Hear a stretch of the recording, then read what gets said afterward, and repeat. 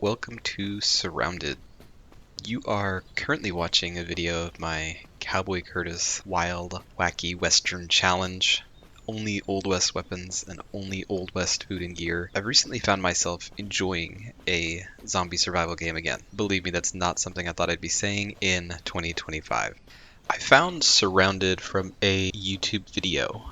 And from the thumbnail, I assumed it was the same run-of-the-mill survival game with just the art style being the only thing that separated it from games like DayZ. When I dug a little bit deeper, I found that the dev for Surrounded Survivor seems to have a pretty good idea of where the game is going. As I dug deeper and actually played the game, I found that they didn't listen to a lot of the calls from people on the outside saying that everybody wanted PvP, that everybody wanted the same experience, and that everyone wanted a simple DayZ clone.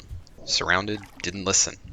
And I think that's why they've succeeded in gathering a considerable player base with a zombie survival game in 2025.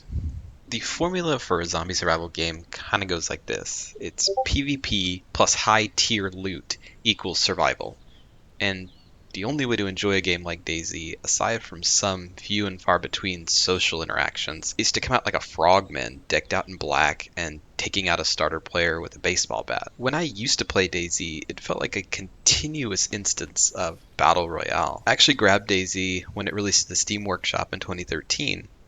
DayZ, if you can believe it, beat Fortnite to the market by 4 years. It's no surprise to me that the game loop of drop in, loot up, and fight your way to the top stuck. I love the idea of the game, surviving in a cold, wet world, but it really was an escape and evade simulator. It got old fast. I didn't want to go to the military base and square off with coordinated groups. In between those two games, there was a slew of others combining zombies, PvP, crafting, Battle Royale in various ways, including PUBG, Rust, 7 Days to Die, and Escape from Tarkov. Shout out to Apex Legends while we're talking about Battle Royale, forever in my heart. Somewhere out there, I'm still running and gunning with the Volt SMG. This is a generalization, and I'm sure you can find the difference between these games, but that is to say, they were very popular in the mid to late 2010s with the same game loop at their core.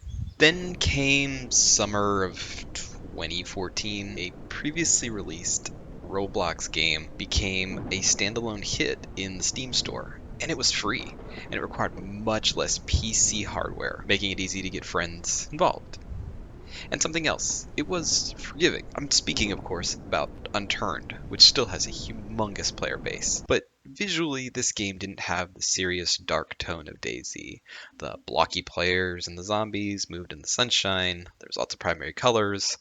In terms of the zombie apocalypse, this game was cheerful. It had respawns. You could save your game. There was crafting, building, farming. You could plant a garden, much more akin to playing on a Minecraft server.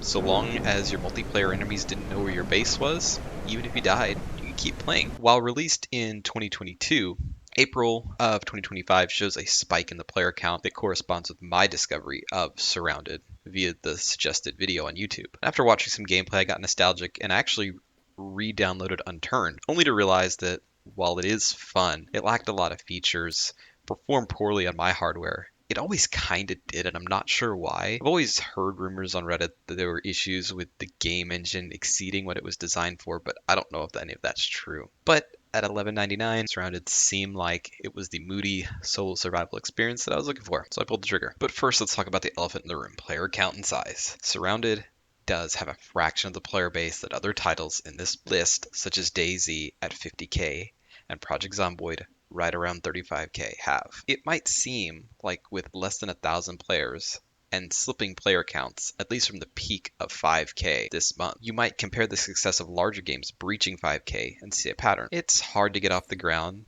and in our day of streaming, YouTube suggestions, content creation, and marketing on Reddit, you can see how player counts can grow quite quickly. But when I pulled the info for other games very similar to Surrounded, several use the same asset pack from Unreal Engine, but when I pulled those other games that are very similar to Surrounded, I saw that out of the 5 games I could find, with the same basic premise, only 2 had crested 1k players. Dead Poly got over 1,000, but then sharply declined.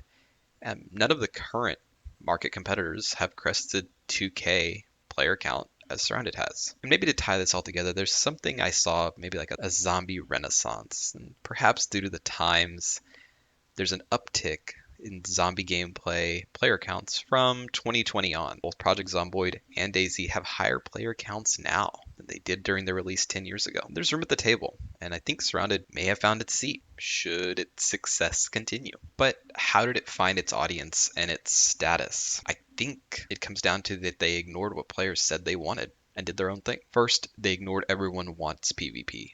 In the summer of 2025, Survivor again answered the question on Reddit. It seems to get posted every week at this point.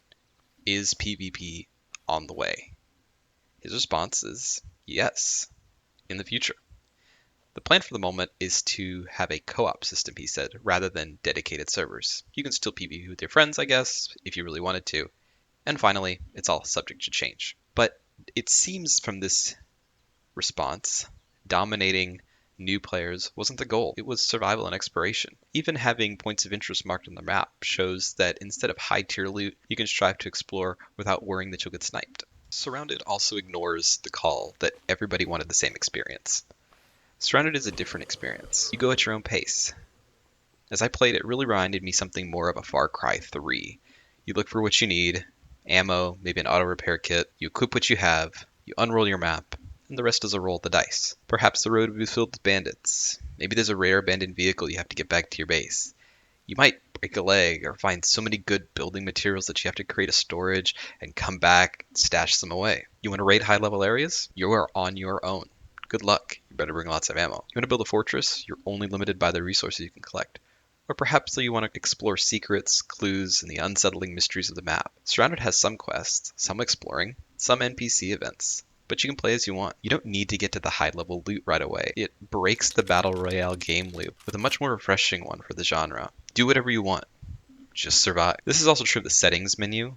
There's like countless gameplay adjustments here to make it possible to tailor your experience to the playstyle and game of your choice. You want loot to be ultra rare, you want zombies to scale with you, the list goes on. Lastly, they ignored the calls that everyone simply wanted a DayZ clone. DayZ is the grandfather. He was once the cool kid, being an Arma 2 mod and all, and gaming style and marketing and taste have changed over the years. There's a resurgence, or maybe I can say pushback, to the streamification of games. Battlefield 6 is currently in beta, and its own civil war between long-term players and streamers is happening right now. They either want to maintain the tactical roots of the game, or want it to become more like COD, respectively. Games have embraced streaming and the virality of free content creation, and made games that are easier to stream, or serve a gameplay loop that clips better. But the tide might be turning. People don't have the time to mix it up with professionals when all they want to do is relax. They don't want ranked mode, they don't want to be the butt of a joke for someone trying to make a compilation video. Single player games, go at your pace. You pause, you save, you live your life, and you can come back. Not everyone always wanted an online DayZ clone. Surrounded realized this and took a path less followed. Single player lets the world breathe. You can almost get lost in it trying to survive. It's familiar, it's fun, it's friendly. So I jumped in, and I haven't really looked back. If you ever want to pick up a game for fun, I highly recommend Surrounded. Sure, the game will change, and it will grow, but the dev, Survivor, is very open and involved and often posts in the subreddit, and he even maintains a public game roadmap Trello, which I'll link to in this video. But with the current success and investment in the community, building on a game that ignored the masses and chose its own path was smart. Even smarter if your name was Surrounded. Not everyone wants to build a bulletproof Terminator terrorizing fresh spawns for fun. Some people just want to reclaim the world. And that will do it for today. If you like this video, make sure you subscribe. And if you've played Surrounded or a similar game, I'd like to hear what your experience is. Thanks for watching.